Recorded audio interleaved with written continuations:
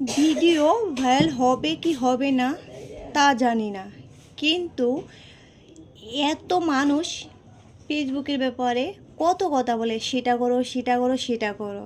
আমার video viral হবে না আমি জানি, কিন্তু আমি পাগল হব সেটা আমি জানি। বুঝছো জান? কার কথা শুনবো বলো?